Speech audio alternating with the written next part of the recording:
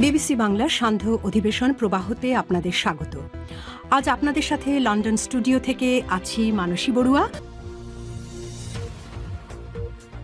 বাংলাদেশের সর্বশেষ গুরুত্বপূর্ণ আপডেট সংবাদে আপনাকে স্বাগত। শুরুতেই সংবাদ শিরোনাম, পরে বিস্তারিত। প্রথমে জানাবো, জাকসু নির্বাচন 17 কেন্দ্রের ভোট গণনা শেষ, দ্রুতই চূড়ান্ত ফলাফল। জাহাঙ্গীরনগর বিশ্ববিদ্যালয় কেন্দ্রীয় ছাত্র সংসদ জাকসু নির্বাচনে 17টি কেন্দ্রের ভোট গণনা শেষ হয়েছে, তবে এখনও বাকি রয়েছে 4টি হলের ভোট গণনা। আজ দুপুর 12:30 পর্যন্ত 15টি এবং সন্ধ্যা নাগাদ 17টি কেন্দ্রের ভোট গণনা শেষ করে নির্বাচন সংশ্লিষ্ট কর্মকর্তারা। এরপর জানাবো, শক্তি দিয়ে মাটি দখল করা যায়, মানুষের মনকে নয়, বললেন ডাক্তার মাসুদ। শক্তি দিয়ে মাটি দখল করা যায়, মানুষের অন্তর দখল করা যায় না, এমন মন্তব্য করেছেন বাংলাদেশ জামাত ইসলামের কেন্দ্রীয় কর্মপরিষদ সদস্য, ঢাকা মহানগর দক্ষিণের সেক্রেটারি ডক্টর শফিকুল ইসলাম মাসুদ। এদিকে একটি গোষ্ঠী নির্বাচন ঠেকাতে নতুন নতুন বয়ান দিচ্ছে বললেন শামসুজ্জামান দুদু। একটি গোষ্ঠী জাতীয় নির্বাচন ঠেকাতে নতুন নতুন বয়ান দিচ্ছে বলে মন্তব্য করেছেন বিএনপির ভাইস চেয়ারম্যান শামসুজ্জামান দুদু। আজ জাতীয় প্রেস ক্লাবে diploma medical association of Bangladesh প্রতিনিধি সম্মেলনে এই মন্তব্য করেন তিনি। এদিকে ববিতে ফুটবল খেলাকে কেন্দ্র করে সংঘর্ষ, আহত অন্তত 10। বরিশাল বিশ্ববিদ্যালয় ফুটবল খেলাকে কেন্দ্র করে দুই বিভাগের শিক্ষার্থীদের মধ্যে দফায় দফায় সংঘর্ষের ঘটনা ঘটেছে। সংঘর্ষে প্রক্টর ও ভিসি উক্ত এলাকায় গিয়ে শিক্ষার্থীদের মধ্যে সংঘর্ষ ঠেকাতে পেরেছেন। বেশ কয়েকজন শিক্ষার্থীকে হাসপাতালে চিকিৎসা দেওয়া হচ্ছে। এবং সর্বশেষ জানাবো, নেপালের প্রধানমন্ত্রী হলেন সুশীলা কার্কি, রাতেই শপথ। সব জল্পনা কল্পনার অবসান ঘটিয়ে নেপালের নতুন প্রধানমন্ত্রী হিসেবে শপথ নিচ্ছেন প্রধান বিচারপতি সুশীলা কার্কি। আজ প্রেসিডেন্টের দপ্তর থেকে জানানো হয়েছে, স্থানীয় সময় রাত 9টায় তিনি শপথ নিচ্ছেন। রাষ্ট্রপতি রামচন্দ্র পাউডেল, সেনাপ্রধান অশোক রাজ শিখদেল এবং জেনজির বিক্ষোভকারীদের প্রতিনিধিদের সঙ্গে আলোচনার পর কার্কির নামে সবাই সম্মতি দিয়েছে। প্রিয় দর্শক, এতক্ষণ শুনছিলেন সংবাদ শিরোনাম, এবারে বিস্তারিত। তবে তার আগে বন্ধুরা, অনুরোধ থাকবে এই সংবাদটিতে একটি লাইক দিন। এই চ্যানেলে আপনি নতুন হয়ে থাকলে আমাদের সংবাদটি দেখতে দেখতে চ্যানেলটি সাবস্ক্রাইব করে রাখুন। কমেন্ট করে বন্ধুরা আপনার মূল্যবান মতামত জানিয়ে দিন আপনি বিশ্বের কোন দেশ থেকে বা বাংলাদেশের কোন স্থান থেকে আমাদের সংবাদটি দেখছেন এবং শুনছেন। আর বন্ধুরা, এই সংবাদটি আপনার সোশ্যাল মিডিয়া ফেসবুকে শেয়ার করে বন্ধুদেরও দেখার সুযোগ করে দিন। এবারে বিস্তারিত।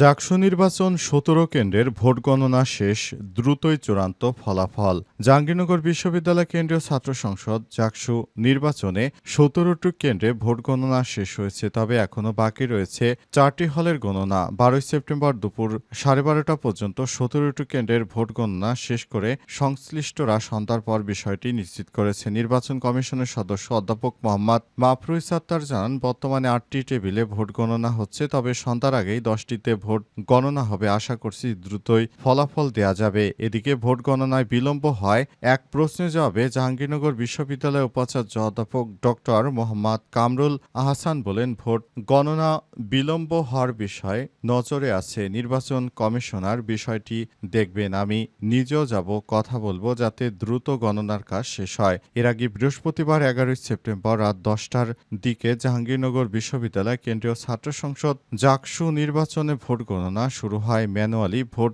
গণনা এলইডি স্ক্রিনে দেখানো হচ্ছে। এর আগে একই দিন সকাল 9টায় জাকসু এবং হল সংসদ ভোট গ্রহণ শুরু হয়। নির্বাচনে বিশ্ববিদ্যালয়ের 21টি হলকে কেন্দ্র করা হয়েছে। সব মিলে নির্বাচনে মোট ভোটার সংখ্যা 11,897 জন। এর মধ্যে ছাত্র 6,115 এবং ছাত্রী 5,728 জন। উল্লেখ্য, ইতিমধ্যে অনিয়ম ও পক্ষপাতিত্বের অভিযোগ এনে ভোট কেন্দ্রে ভোট গ্রহণের সময় শেষ হওয়ার আগেই নির্বাচন বর্জন করেছে ছাত্রদল সমর্থিত প্যানেল। এছাড়াও আরও 4টি প্যানেলে ভোট গ্রহণ শেষ হওয়ার পর নির্বাচন বর্জনের ঘোষণা দেওয়া হয়েছে।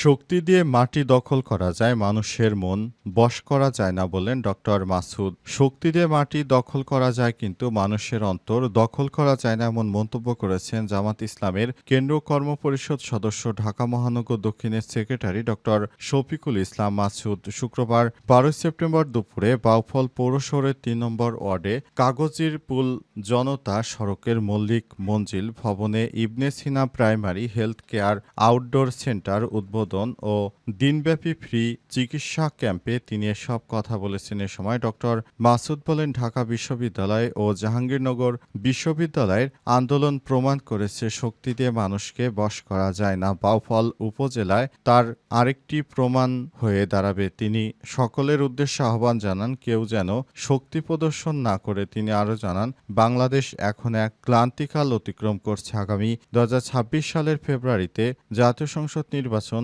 অনুষ্ঠিত হওয়ার কথা। 2024 সালের 5 আগস্টে গণ অভ্যুত্থানের মধ্য দিয়ে কেবল সরকারি পরিবর্তন হয়নি, সরকার পালিয়ে যেতে বাধ্য হয়েছে বলেও দাবি করেছেন তিনি। এ সময় ডক্টর মাসুদ বলেন, ঢাকা বিশ্ববিদ্যালয় ও জাহাঙ্গীরনগর বিশ্ববিদ্যালয়ে আন্দোলন প্রমাণ করে শক্তি দিয়ে মানুষকে বশ করা যায় না। বাউফল উপজেলা আরেকটি প্রমাণ হয়ে দাঁড়াবে। তিনি সকলের উদ্দেশ্যে সেটি আহ্বান জানান। তিনি আরও বলেন, বাংলাদেশ এখন এক ক্লান্তিকাল অতিক্রম করছে। আগামী 2026 সালের ফেব্রুয়ারিতে জাতীয় সংসদ নির্বাচন অনুষ্ঠিত হওয়ার কথা। 2024 সালের 5 আগস্ট গণঅভ্যুত্থানের মধ্য দিয়ে কেবল সরকার পরিবর্তন হয়নি, সরকার পালিয়ে যেতে বাধ্য হয়েছে বলেও দাবি করেন তিনি।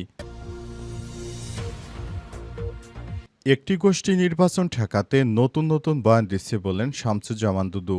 একটি গোষ্ঠী জাতীয় নির্বাচন ঠেকাতে নতুন নতুন বয়ান দিচ্ছে বলে মন্তব্য করেছেন বিএনপির ভাইস চেয়ারম্যান শামসুজ্জামান দুদু। শুক্রবার জাতীয় প্রেস ক্লাবে diploma medical association of Bangladesh প্রতিনিধি সম্মেলনে এই মন্তব্য করেছেন দুদু। শামসুজ্জামান দুদু বলেন, কিভাবে নির্বাচন ঠেকানো যায় এর জন্য নতুন বয়ান দিচ্ছে একটি গোষ্ঠী। তবে গণতন্ত্র উত্তরণের জন্য নির্বাচন ছাড়া কোনো পথ নেই। নির্বাচন নির্দিষ্ট সময় না হলে আধিপত্যবাদীরা সুযোগ পাবে। উল্লেখ করে তিনি বলেন, দেশে গণতন্ত্র আর ভোটাধিকার প্রতিষ্ঠার জন্য নেতাকর্মীরা ঐক্যবদ্ধ থাকতে পারবে না। এই নির্বাচনটি সুষ্ঠু ও সুন্দর করার জন্য আমাদের সবারই একসঙ্গে কাজ করতে হবে। নির্বাচনের মাধ্যমে আমরা নতুন বাংলাদেশ গড়তে চাই। এই নতুন বাংলাদেশ গড়তে হলে অবশ্যই সবাই মিলেমিশে কাজ করতে হবে। অন্তর্বর্তীকালীন সরকারের প্রধান উপদেষ্টা প্রফেসর ডক্টর মোহাম্মদ ইউনূসের সরকার একটি সুষ্ঠু নির্বাচন দেওয়ার জন্য তিনি সব রকমের প্রস্তুতি গ্রহণ করেছেন। এই নির্বাচনটি যেন সুষ্ঠু হয় সেজন্য একটি ভালো নির্বাচন কমিশনের প্রয়োজন, আর সেই নির্বাচন কমিশনের মাধ্যমে ভোট হতে হবে। তবে দেখতে পাচ্ছি বিভিন্ন জায়গা থেকে নানা ন্যারেটিভ ছড়ানো হচ্ছে যাতে করে নির্বাচন সুষ্ঠু না হয়। নির্বাচনকে সুষ্ঠু করতে আমরা সব রকমের প্রস্তুতি গ্রহণ করেছি, তারপরও অনেকেই নির্বাচনকে বানচাল করার বিভিন্ন ষড়যন্ত্রে লিপ্ত হয়েছে। ববিতে ফুটবল খেলাকে কেন্দ্র করে সংঘর্ষ, আহত অন্তত 10।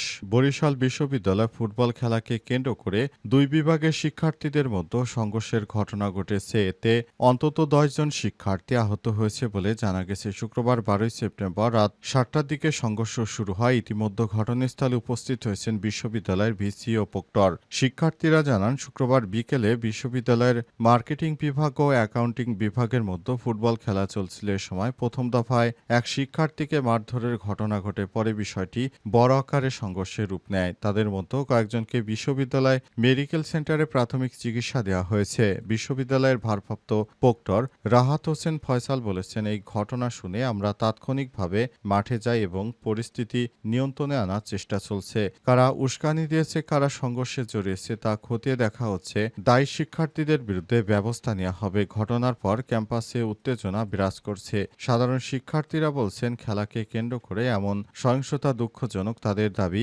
দ্রুত তদন্ত করে দোষী ব্যক্তিদের সাব্যস্ত করা হোক। এই দোষী ব্যক্তিদের বিরুদ্ধে নানা অভিযোগ রয়েছে। প্রক্টর মিলে এসব সমস্যা সমাধানের চেষ্টা করছেন। তারা বিশ্ববিদ্যালয়ের মাঠে গিয়ে শিক্ষার্থীদের সঙ্গে কথা বলেছেন যাতে করে এই ধরনের বিশৃঙ্খল পরিস্থিতি এড়ানো যায়। তারা সব রকমের প্রস্তুতি গ্রহণ করেছেন।